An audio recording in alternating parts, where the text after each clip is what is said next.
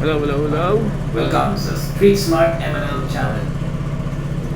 Ito, ipapakita natin kung paano i-reset yung change oil indicator o yung check oil indicator. So, lipat muna tayo sa phone view para zoom in. Ayan. Ito po yung ilaw na i-reset natin. Check oil. So, yan, 1,000 kilometers na yung aking odo. Diyan siya may ilaw. Yan po yung kanyang nakaprogram o yung kanyang default. So, every 1,000 siya iilaw. So, i-remind tayo na mag-change oil. Kaso, every 1,000 kilometers. So, simple lang naman. Pipindutin ang M button at saka itong S button. So, ang unahin natin yung M eto. Isa-set natin. Sa oil yung menu. Yan. So, nakita nyo may ilaw pa. Tapos pindutin ang S ng 2 beses. Marireset na siya sa 0.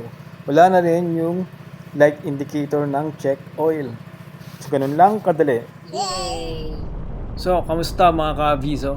Welcome back sa ating channel.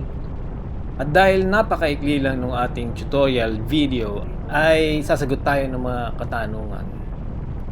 So, maya-maya na natin yung Q&A portion natin. At ang biyahe natin ngayon ay papunta sa casa. Pero hindi dun sa HQ o sa E. Rodriguez. Ang pupuntahan natin ngayon ay Binelli Antipolo. Kukunin natin ngayon yung original na CR. So, finally, makukumpleto na yung ating papeles.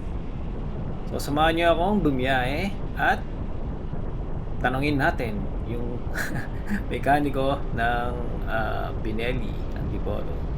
Tara! At pagpasensyaan nyo na muna yung kuha natin dahil nagkamali ako. Di ko alam bakit naka-zoom yung ating camera. So, puro panel lang nakikita natin, no? At mamaya, abang ini-interview natin yung ating mekaniko sa Binelli Antipolo, imbis na sa mukha nakatutok yung camera, naka-zoom dun sa gitna, sa dibdib banda. So, shoutout na lang kay Doy sa ating mekaniko. Pasensya na, hindi makita yung mukha mo. Anyway, simulan na natin yung pagsagot sa mga katanungan. Let's go! Change oil indicator. Ano? Na-set ba ng 1.5? Hindi. Hindi na. Hindi. At ayun lang ang ibig sabihin nun na nakaprogram lang siya na every 1K lang siya iilaw yung change oil indicator at dun lang natin siya pwedeng i-reset. So wala na tayong magagawa dun. Okay, move on to the next question.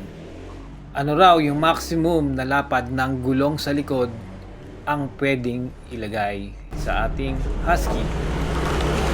Then, Yung sa likod, pwede ba? 150. 150 yung pinakasagad, kaya? Ba't parang dikit na sa gilid sa may... Layo ka. Ay, layo. Ayun, Oh, Ayun, layo. pwede pa 150. Kasi yung isa dyan nagpalit ng ano eh. Pirelli. Oo. pero siguro kung ako, maghihintay muna ako dun sa mga nauna sa ating bansa. Kung talaga na-try nila magpalit ng mas malaking gulong, so hindi ko pa ma-advise, no? Baka magkaroon tayo ng problema, ma-compromise yung geometry ng ating motor. Kasi baliktad yan eh. Hindi kasi natin alam eh. So, do it at your own risk, mga brother. Kung magpapalit kayo ng mas malapad na gulong. So dito, tinanong ko siya tungkol doon sa TCS. Pero ako na lang ang sasagot. So ang TCS, yung tinatanong kasi nung ating kaabiso kung ano yung epekto. Ang epekto po pag nakapatay yung TCS ay mas malakas sumatak siya. So ang silbi kasi naman ng TCS kaya mo i-on siya para magpantay yung ikot ng ating gulong. Yan ay magagamit natin kapag madulas yung kalye, tapos paahon. So ilang beses ko na rin na-try yan sa may mga rampa na dumudulas palagi yung mga motor. Pero etong si ating Husky, gumagana yung TCS niya, so hindi siya nag-skid. At dahil palpak yung pag-video ko nung araw na ito, manghihiram muna tayo ng clip.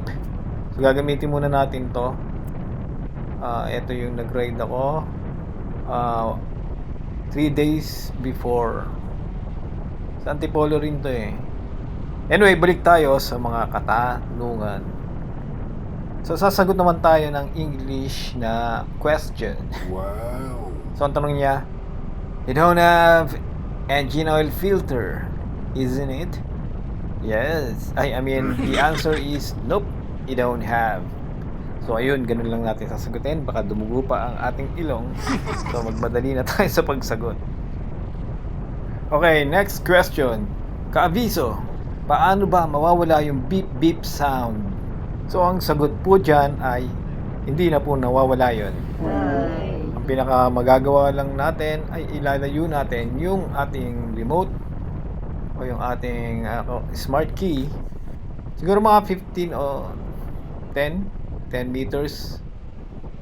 So ako ginagawa ko na lang practice o sinasanay ko na sa sarili ko na kapag may gagawin ako, ilalayo ko muna yung susi. At ganun na lang. At ayun, dahil last 2 questions na lang tayo bago matapos, syempre, Please subscribe to Sintak. ang huling katanungan, ADV 150 o ADX 160, ano ang mas better? So sinagot ni Madam dun sa Binelli Antipolo, kumpara dun sa, kasi nagre-release din sila ng Bristol ADX at saka yung ATR. So mabilisan, sinabi niya na mas premium pa rin si Husky kumpara sa kanila. Naisingit ko lang yung ating kaaviso na nagandahan doon sa ating LS2 na helmet. Tinatanong niya kung saan ko nabili. So 2 years ago na yun, phase out na raw siya, sabi doon sa Moto Market.